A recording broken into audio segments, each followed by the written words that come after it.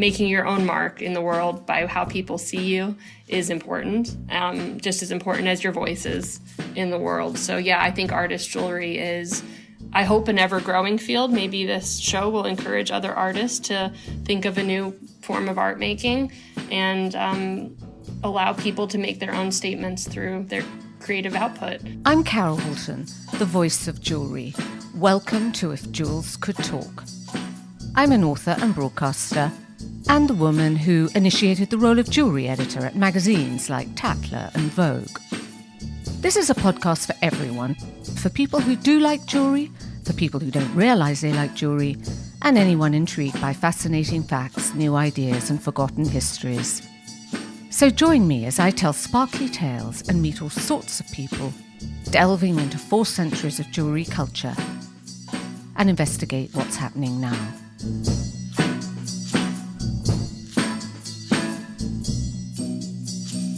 Today we are talking about artist jewellery. These are mini works of art that aren't actual miniatures of the artist's other work, but at the same time, they definitely bear the artist's creative signature.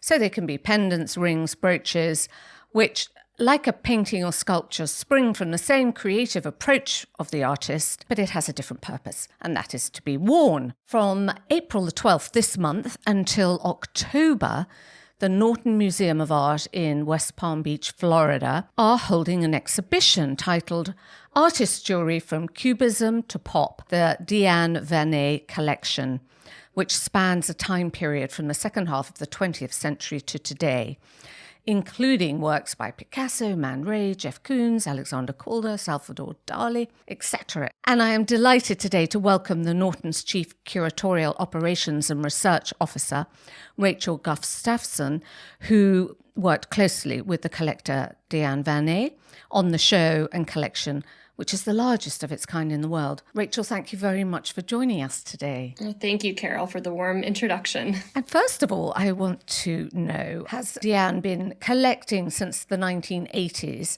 And how many pieces do you think are in her collection? Well, from my understanding, it's approaching 250. The exact number is up for debate, but the latest figure she gave me was 225.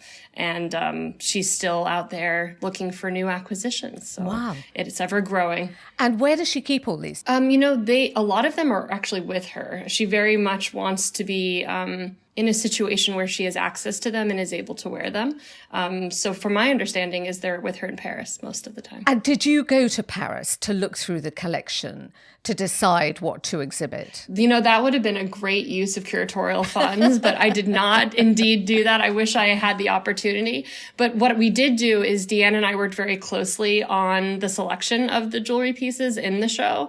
And so it's very much, I'd say, like the jewelry pieces, it's kind of a guest curation, if that makes sense. Deanne is very much driving the decision-making behind which jewelry pieces best reflect kind of the wide expanse of artists that do make jewelry, whereas my contributions were looking at that list and finding, I'm using air quotes here, but more traditional artworks in the Norton's collection that kind of speak to her collection to show this much larger history of artists working across medium in surprising ways. Because I think the big undertone of this show is surprise, because many people don't know that these artists made jewelry. And I think what people will find is not only do they make it, but they excel. And so that's kind of was my contribution was our collection curation and in conversation with Deanne's curation for her collection. Uh-huh. So how many pieces did you boil it down to? 189, so we didn't boil down much, nearly the whole thing. So she hasn't got much jewelry to wear right now. You've stripped her. She doesn't. I wonder, she's probably thinking pretty hard about what she'll wear to the opening because there isn't much left to bring with her. But yeah, it's almost the full collection that we're exhibiting, which is great. That really is amazing because often in these shows you see 1 or 2 pieces and you don't see a significant body of work, as it were. Yeah, this is a real grouping, and compared with that, there's 64 works from the Norton's collection. So in terms of a number of objects, this is a very big show. This is probably one of the biggest exhibitions in terms of like things to see, objects to see, artworks to see that we've ever done. That's so exciting. Tell us a little bit of how Diane started to collect. I love this story. It's a bit of a romantic story. Some people may know this, but Diane is married to Bernard Venet, who's a very internationally renowned sculptor. And I believe the story goes, as I understand it, that her first piece of artist jewelry was actually made by Bernard, and that piece became their engagement ring. If you're familiar with Bernard's sculpture, it does tend to take on geometric shapes, whether that's lines or circles. And so the ring that's actually exhibited in the show, it'll be the only object on view in the first gallery people enter is this ring. And so you think of jewelry, I'm sure this comes up on your show all the time, Carol, but the gesture of giving jewelry and how intimate that is. And that really began the beginning of Diane's appreciation and really dedication to collecting jewelry pieces by artists and feeling like she too could be part of an artist's oeuvre by wearing these pieces. So it really began because of her and Bernard's relationship. And then also, I should point out, artists tend to gravitate towards other artists. So Bernard had his own circle of folks that would come in and out of their lives. Frank Stella is a prime example, where Diane was actually able to, because of their relationship, because of their friendship, talk artists into making jewelry pieces that never thought that they'd ever make jewelry. And so there is this really thrilling intimacy, a circle of friends, that is the underpinning for the whole interest I think Diane has. I think she calls it, I've seen her collection is an intimate museum. I would agree. Because it's so compact, because artist jewelry is essentially a key that combines private history and the history of art. But the history of art, because, as you say, she had this special access. Mm-hmm, right. That's true. If you didn't have the access, you might not have strong-armed people into making jewelry. Yeah, I mean, it's a lot easier to convince someone to do something when you're friendly with them than when they're a stranger. So yes, that is true. And with the engagement ring in the first room, do you have one of Bernard's sculptures as well alongside? We tried really hard, but unfortunately we weren't able to get something that was close enough to South Florida. But the best thing that we were able to do was we've included a to-scale reproduction. So right alongside the jewelry piece, the ring, you'll see at scale like a large photo mural that shows his large-scale sculpture that creates kind of sets the tone for this idea that the artist's main form of jewelry making or main form of art making aligns with the jewelry making. And so it's kind of the perfect thesis to kick off the rest of the show. Because you really see it, don't you? Oh, absolutely. Reflected in that miniature form. It's that's the part that was, again, surprise is the word I'll keep on coming back to. But as an art historian, that was the most surprising part to me as we were looking at these jewelry pieces by someone like Dorothea Tanning or Jean Arp. And then you look at these objects in our collection by the same artists. Not only do you see the same gestural mark making, but in some cases you see the same forms. And so these are things that are stuck in artists' heads and they just reveal themselves across media, whether it's jewelry or printmaking or painting or sculpture, they're there. So once she'd maybe exhausted their close circle, what do you think she went on to? How do you think her mind works when she's looking for a piece of jewelry to add to the collection? Well, I would say Diane is absolutely an art historian as well. I think she was, and this is a guess on my part because we haven't spoke in depth about this element of her collecting, but she knew her history. I think she knew which artists engaged with jewelry making. Of course, Alexander Calder comes to top of mind because he was a prolific jewelry maker. And I think her hunt for other artists that worked in this form of art making just continued from there. Of Calder's works in the show, we have 3 unique pieces. So those are hard to come by. Even though he was so prolific, the unique pieces you don't come across them every day. So I really do think it became kind of a dedicated search on her part to see which other artists throughout history engaged in jewelry making. And then also the fabricators they worked with. I'm sure this will come up later in our conversation, Carol. But some of these artists made their own pieces And some of these artists designed the pieces and then worked with fabricators. And so I think she was probably looking to those studios as well to see who else might be engaging with this very different or just maybe unfamiliar kind of art making. But why not tell us a bit about that now? Because do you think that affected her view of it when you have somebody who might have made by their own hand, like Alexander Calder allegedly did before he went out to dinner? He'd knock up somebody's initial and give it to them at dinner. So it came literally with his fingerprints on, to somebody like Salvador Dali, who would design and do a drawing, but then that was out of his hands and it went into, as you say, fabricators' hands. To me, that's such an essential art question because it doesn't just happen in jewelry making. It happens throughout, all of art history, really. But it is an interesting question. I think when you think of artist as designer and then artist as art maker, people do kind of place an emphasis or more of a value on art made by the hands of the artist. That's why, for example, maybe printmaking is more accessible in the market than a unique drawing is. I think that's maybe something society places on value on the aura of the artist.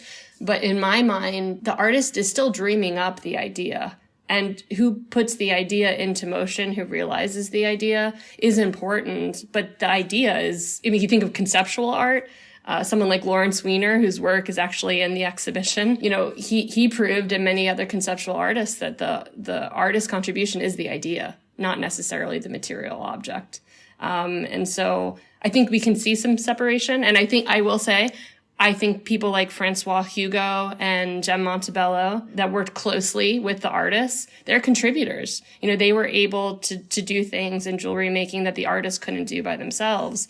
And I think it's important to acknowledge those fabricators. And when we do know who they are, that information is included on the label in the exhibition. So we think that's important. But somebody like Salvador Dali, you've got an amazing piece, haven't you? Which is the watch hair piece. It's a part watch, part comb. Exactly. So it's sort of multifunctional. And what is it? A brooch? Right. It is actually, the way we understand it is it's a hair piece. It's a hair so piece. It would have been like a pin. Yeah. Not so handy to tell the time up there. But No, not so much. I think that the funny thing too about these brooch pieces, what I'm finding is people wear them as they'd like. It might be intended as a pin, but if someone wants to wear it as a pendant or someone wants to put it in their hair, it's up to the wearer. A lot of these pieces, I think, can be worn in various ways. But that might be an addition of quite a few, mightn't it, for instance? I think that sound piece is like one of 9 or 8, so it's a small addition. There are some artists in the show, I'm trying to think of an example off the top of my head, but more contemporary artists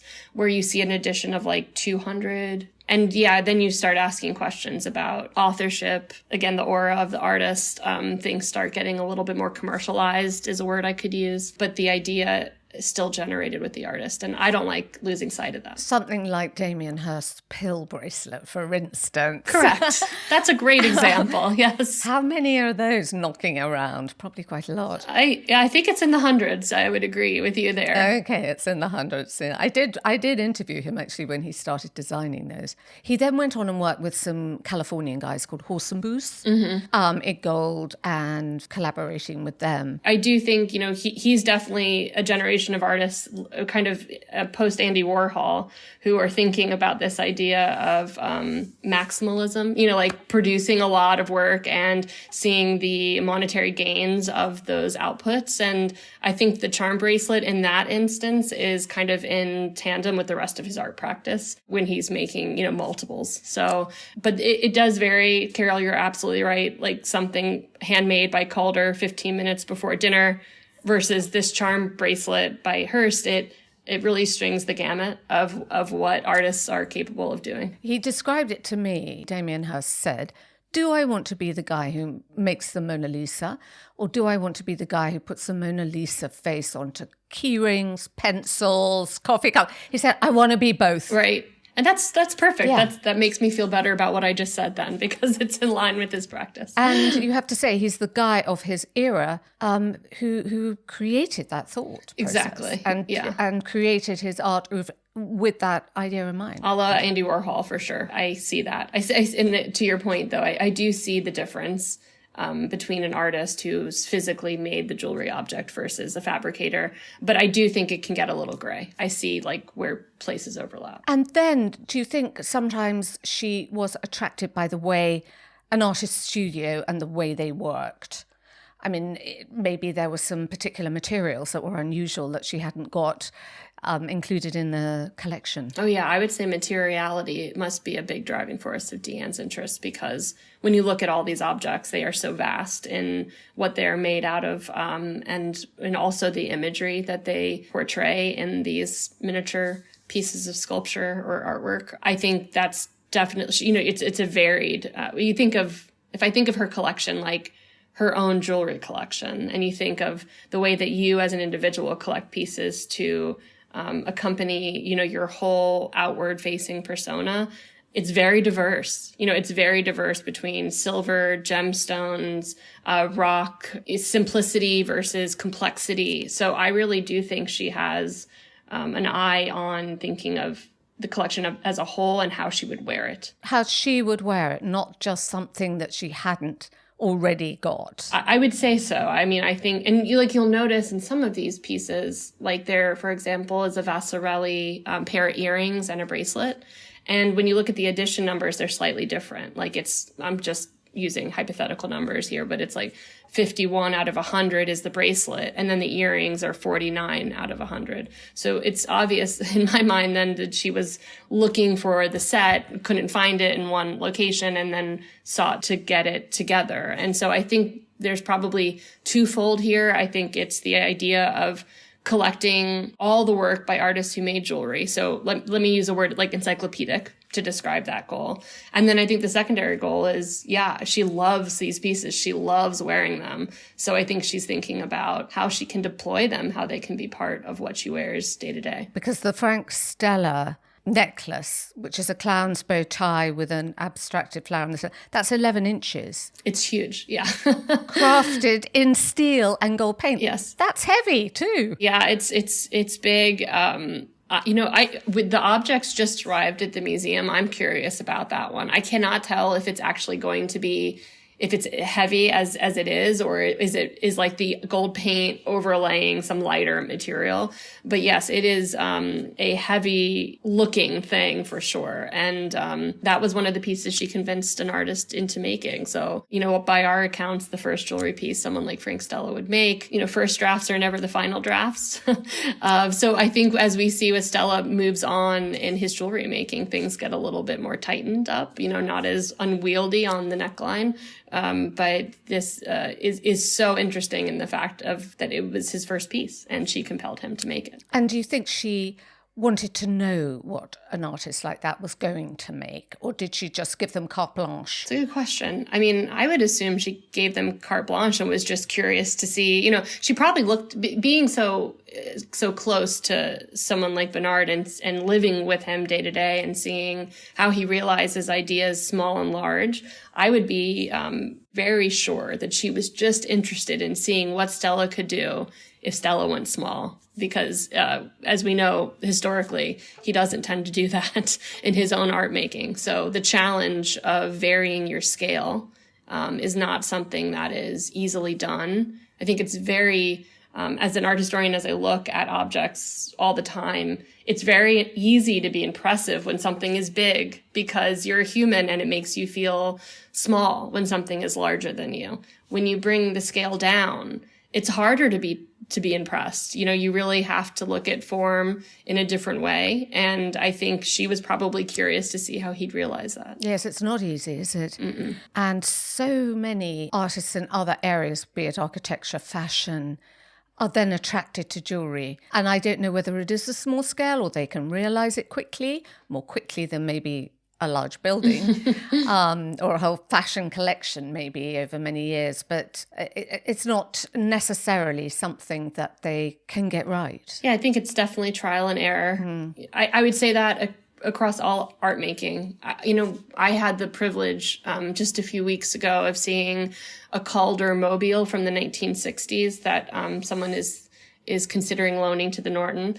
And I walked in there having this show on my mind, and I'm like, oh my goodness, this is a pair of earrings at a grand scale, or a necklace or a bracelet of his at a grand scale. And it kind of gives you goosebumps, because no matter where Calder is going, whether it's giant mobiles meant to fill a big space or something to adorn the human body, he is thinking of proportion. He is thinking of how it relates to the larger whole. And I think seeing the jewelry and seeing that sculpture in such close proximity in my mind, I was like, oh, it's undoubtedly true that this artist understands the implication of size. Whether that be, again, on a smaller scale or on a larger scale. But I think some artists just really excel at that. They know like what will hold a space. And again, is that space a museum wall? Is it your home? Or is it your ring finger? And I think really talented artists can do that across the board. And I suppose some of the shapes they work in are more easily transcribed, sort of squiggles and swirls and shapes that are easily, you can see as jewelry easily, can't you? Absolutely. Whereas maybe some other motifs aren't so readily made wearable. Yeah, and I would say too, like even different art movements in time, like the human body doesn't have many right angles, right? Maybe our nose or our cheekbones if we're lucky. But when you think of architectural spaces, there's a lot more hard lines. And so I do think in different art movements, like for example, abstraction, when you look at artists that deal with abstraction, I think their jewelry is very successful because there's a lot of relationships happening, I think, between the sinuous curves of a human and the sinuous curves that sometimes abstraction can take. Other times, something like geometric abstraction, you have all these hard angles. And you see that then in the jewelry, but then that complements the human body because they're opposites. So I do think different moments in time in art making also reveal themselves as like good moments for jewelry making. I don't know if that makes sense, but there's relationships there between different periods of art making and how they translate into jewelry. I suppose actually the way we dress now is quite helpful to artist jewelry, because you do need a sort of plain background, don't you? Yeah, there's more skin showing than before, yes. So now, faced with these 198 pieces, how did you decide to structure the exhibition? I'm interested by that whether or not you thought, now, this is jewelry or these are artworks? I mean, did you try to hang it in the way you would hang an art exhibition? It's a great question. This is probably the big challenge of the show was exhibition design. I will say we worked with Diane's concepts of tracing art historical chronology. So we are organizing the objects more or less by loose art historical movements. So for example, after we have the introduction of Bernard's engagement ring for Diane, we move into avant-garde and surrealism, and then we move into abstraction. We go to minimalism and conceptualism, kinetic art, pop art, and then we end at contemporary. And so we do follow this loose chronology because what you'll notice, of course, that the artists cannot be separated in the moment in which they're making their artwork. So the jewelry follows the same ideas that reveal themselves in their other forms of art making. So we felt it was easiest for the viewer to kind of understand those developments if we follow kind of loose timelines that they might already be familiar with, just generally. And so to realize the show and have a relationship between the works from our collection and the jewelry, we did very purposely mess with scale. So what you'll notice in this show is there's a grouping of standing cases, wall-based cases, table cases, and then wall installations. And for the standing cases, basically what that is it's two pieces of plexi that sandwich the jewelry. So you as a visitor can walk behind one of those cases and see or feel like someone else on the other side can be looking at you while that jewelry is stationed on your body. So there's a few of these moments where you're able to like embody yourself or insert yourself in the role of the wearer. There's a few table cases where you can slide your hand underneath a plexi box and look at a bracelet or a ring as it would look on your own hand.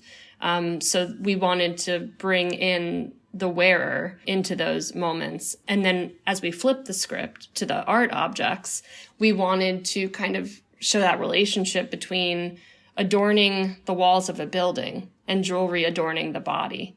So you'll notice a lot of our artwork in this show is hung up rather high. There's also rope attached to paintings, so it looks like they're pendants. And so there's a few of these things where we're intentionally asking people to look closely at small things and then step back and look at large things. So you can kind of maybe challenge the way you perceive both large and small objects. So we hope people walk away from the show being a little maybe confused about which is which, what's the jewelry, what's the art. I think my question is, why do we need the distinction?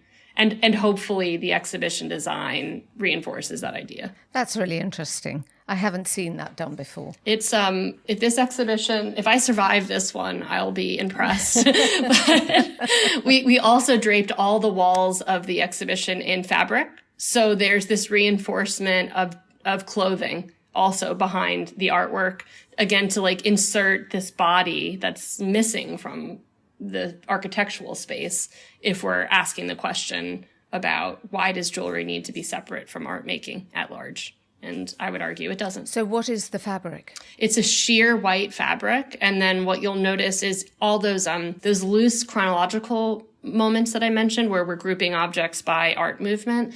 Each of them have a color code. So for example, surrealism and avant-garde is like this really lovely teal blue. And so the sheer fabric goes over the blue and you see that through the fabric to denote, okay, these are all the objects that are in this moment. And then you move to pop art and it goes pink, and you move to minimalism and it's gray.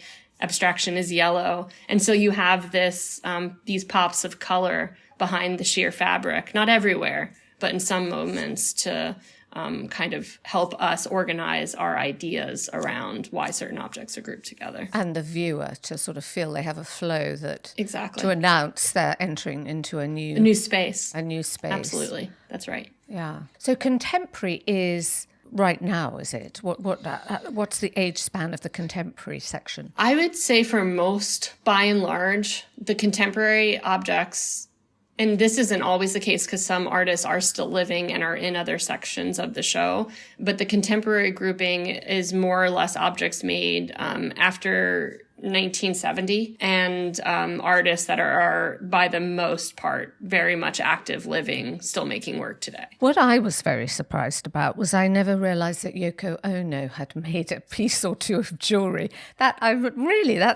had no idea. And that's somebody who's written about artist jewelry quite a bit. I mean, where did Diane find Yoko Ono's work? I'll have to ask her about that one. That was a surprise to me as well. There were a few other artists that to me, jewelry just doesn't translate in their practice as much. Like Rashid Johnson, for example.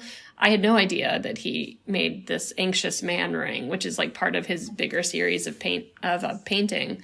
But it's the same circular figurative face image is on the face of this ring as it is in a painting that's downstairs in the Norton's galleries right now. But I had no clue. Like I know him as a multidisciplinary artist, but had no idea that he dabbled into this part of art making.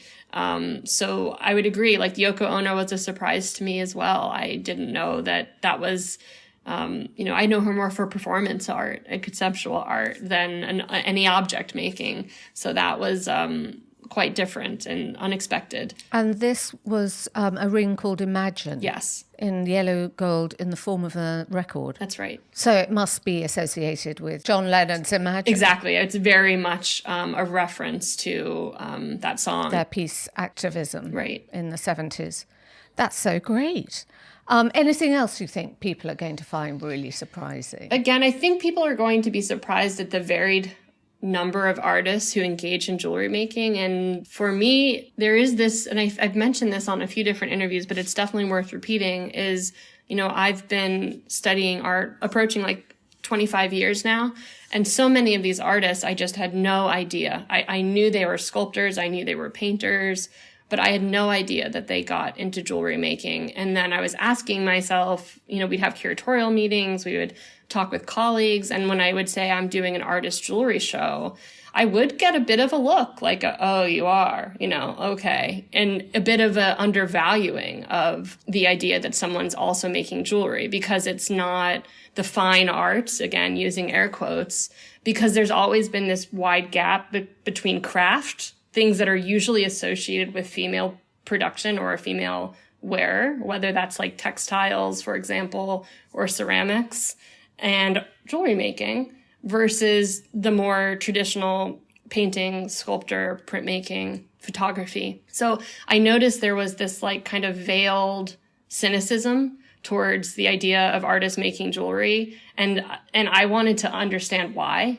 because I even carried it. I was like, oh, it's an artist jewelry show. I don't know. How are we going to make this work? Because I didn't know the depth of the history. But now that I'm there and I'm in it and we're making this, challenging these ideas about, well, why do we need this separation? I hope that's something people take away too, is that an artist's creativity is unbounded. It doesn't matter what they make. And I think as society, we probably need to loosen our reins a little bit on what is a valued object versus unvalued objects. And then the history of jewelry being a luxury good. I mean, that's a whole nother, and art being a luxury good, right? So there is this like societal underpinning under this show that if you look a little bit closely, I think you'll be asking yourself some questions when you leave. And in my mind, that's good. I think part of that, do you think it stems from the fact that people think jewelry is something that should be made here, the air quotes from me, precious Absolutely. Materials, i.e. it's got to have a diamond, it's got to have this. But actually what makes jewelry precious is our association with it and what it means to us. So we embody it with something precious. Absolutely. I mean, I think of the word heirloom a lot, usually associated with jewelry, because it's something that is precious by its meaning, by the act of giving it, by the act of making it in some cases. And yet it's separate from fine art making, or it feels like it's separate. Fashion feels separate too, for some reason. And yet these are all creative pursuits. And if we're calling someone an artist, is not everything they make art, right? Their soup, perhaps, their cup of coffee, who knows? But the idea is that we're all creative beings, and it doesn't matter how big it is or what material you make it out of. So I think that eternal question of what is art is alive and well in this show. One thing that is interesting about separating the art and the jewelry is this idea of longevity and permanence. And I think maybe the young British artists of that era really challenged that, didn't they? By creating things that we know now don't stand the test of time. Right. And I'm thinking here like Mark Quinn's Artist Garden series of exotic plants preserved in silicone oil. One of my favorites. But that won't last. It won't. Will it? But yet he made a ring in the shape of an orchid that's in this show. And that is permanent. In fact, one of your questions that you had shared was like, what would be an artist I'd want to see make jewelry? And it's funny you said YBA, because I was like, I'd love to see Rachel Whiteread. I would love to, and maybe she's made jewelry, I just don't know. But her use of resin, I think would translate well to jewelry making. But you're right, the idea of permanence is absolutely something that artists continue to challenge.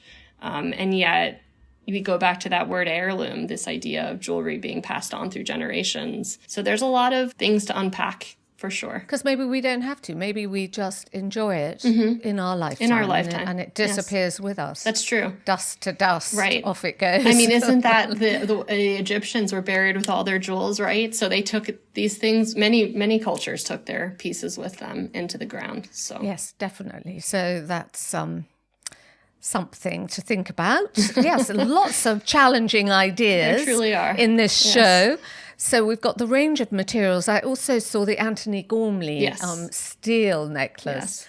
And actually that was interesting because I talked to him about that years ago. Oh my I think goodness. I was the first person to show that when Louisa Guinness, yes.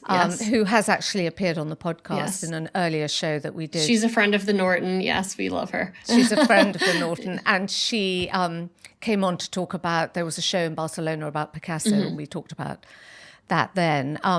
But when she very first opened her gallery in London, I wrote a story for a national newspaper, I think it was The Telegraph, and I photographed Sam Taylor Wood, Anthony Gormley, but I particularly remember the Sam Taylor Wood and Anthony Gormley because he did these big, which is in your show, the blocks. Lumps of steel. Blocks is a better word than blocks of steel.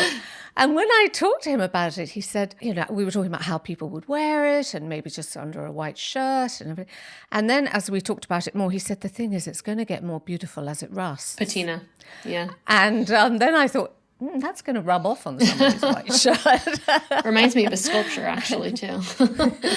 Yes. I mean, it is beautiful. It really is beautiful. And Sam Taylor Wood, her piece was really very rude. So I had to be quite careful of how I showed that. Yeah, that was on the checklist at one point as well and came off. So the rude one? Yes, exactly. It's maybe not for all audiences, perhaps. I'm not sure.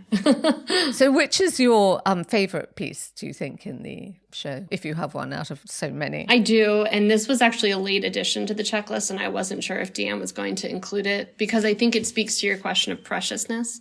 But it's Annie Alber's drain cover with the paper clips attached to it because it is just using everyday throwaway materials. I don't know if this is in your images, but this was a piece that I believe Which part of the show is it in? This is in the first chronological grouping, so it's avant-garde and surrealism.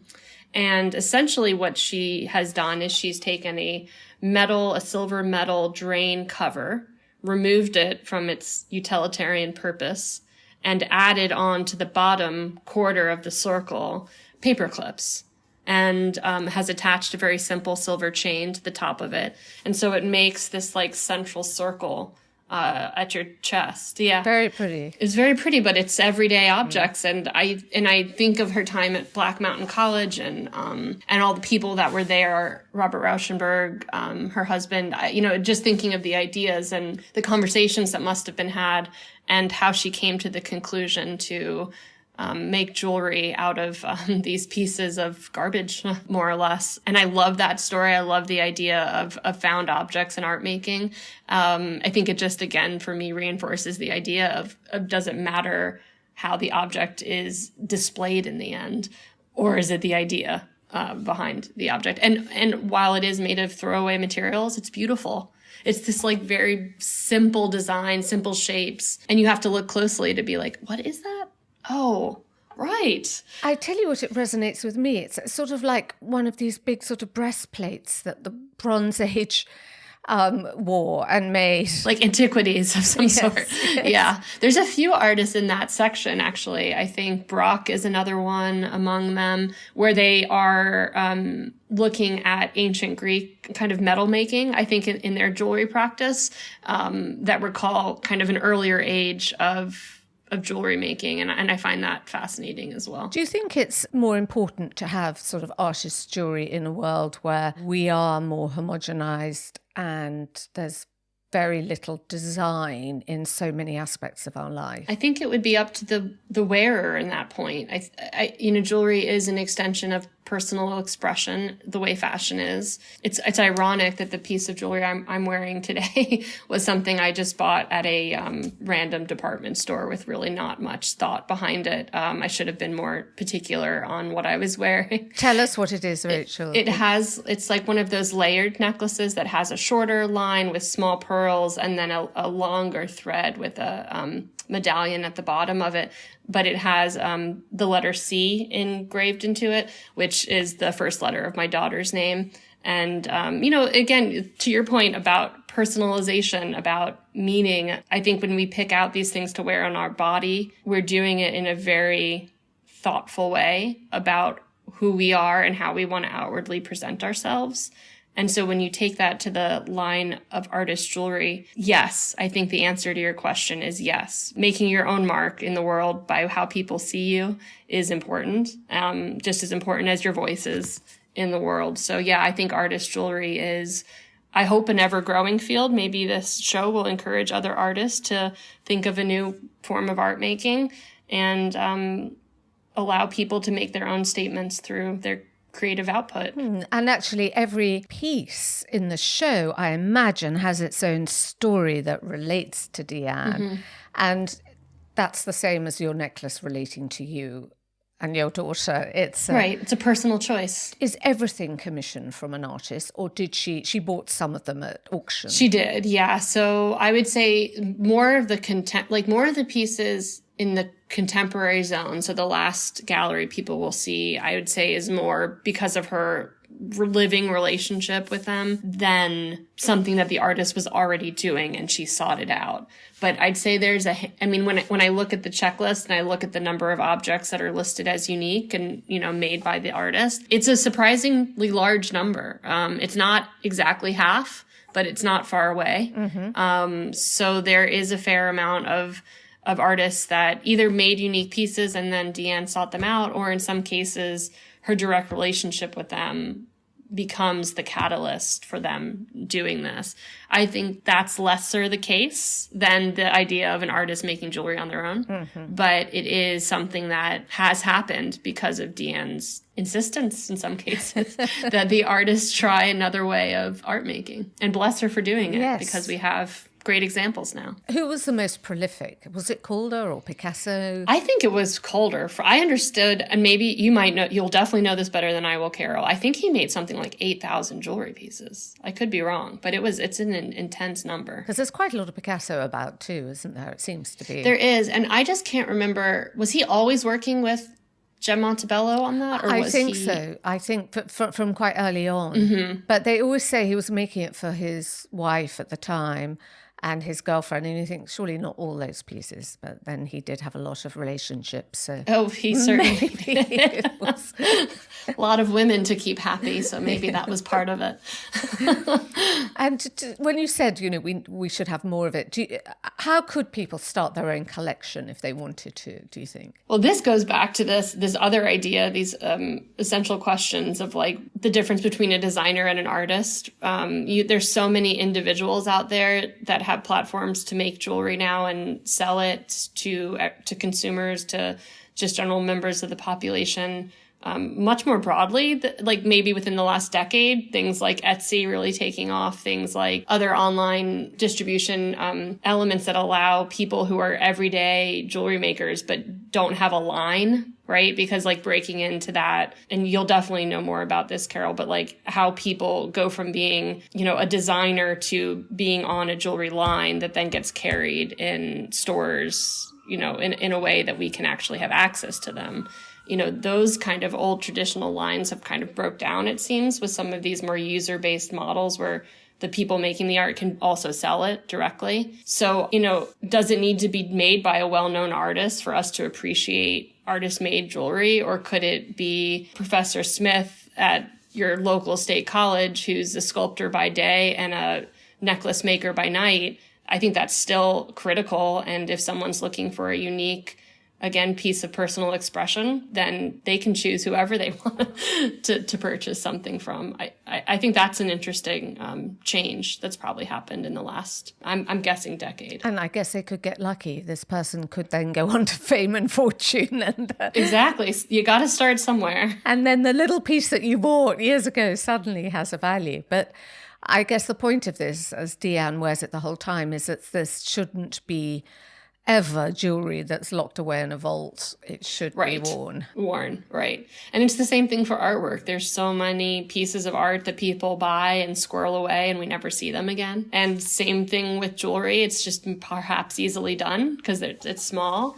But yes, the idea is very still true. I think, you buy these pieces to experience them, to let other people experience them. So hopefully people not only want to pursue artist-made jewelry, but want to share it by wearing it. And having been to Palm Beach and been to the Norton and had dinner there, I see there's a very big jewelry wearing community there. Yes, but the jewelry they wear couldn't be more opposite to artist jewelry. Yes. It's big, it's valuable, it's design led, it's estate pieces. How do you think they're going to appreciate this? I think people might say, oh, artist jewelry. I'm interested in jewelry, therefore I'll come to the museum and see what this is about. And that's good. I mean, we want people obviously in our community have an interest in precious objects, but we also have 1.5 million people that live on the west side of the museum who don't deal in everyday luxury, but would also be interested in seeing what artists can make when they propose jewelry. So I think it'll be surprising for everyone, those that are expecting precious jewels made in more traditional ways, and people that are surprised to find that an artist can take this other art form. So I think for the people on the island, hopefully they walk away with a smile on their face, but it probably is not what they expected. I would agree. And you've got the artworks there as well, so there's something for everybody. That's true. Yes. I think with this show, we'll get people that have always been appreciative of art, but maybe not jewelry. And then people who've always been appreciative of jewelry, but maybe not art. And we'll get people to cross into our space that wouldn't otherwise. So that's a great thing as well. Well, I hope I get over to see it. And oh, please do. Rachel, thank you so much for talking us through it. It's fascinating. And you've curated a wonderful show, and I hope as many people as possible will come and see it. Thank you. And we are so grateful to Diane as well for being this willing to share her collection and engage in this conversation with me so people can see this is not a one-off. These artists make this form or tell this story in all these different ways. So thank you, Diane. And no pressure about what she's going to wear that opening night. I have so many. I'm worrying right now about what jewelry I need to go find for the opening show. I need to go do some thrifting on the island, I think. But yeah, that is a big thing on my to-do list here. I guess it'll be quite a big gala evening. Yeah. So it's funny because this point in the time of the year, around April, we'll start seeing attendance go down because people are leaving South Florida, or perhaps people are starting to do their summer vacations. But we have hundreds of people scheduled to come to the opening. So I think people are excited. The word got out. Good. So, well, thank you very much for telling us all about it. Thank you, Rachel. Thank you, Carol. It's a pleasure.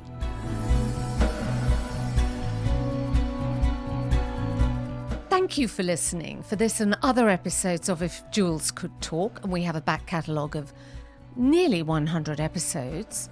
Go to carolwoolton.com and do share it any way you can. We have a very large community now, globally.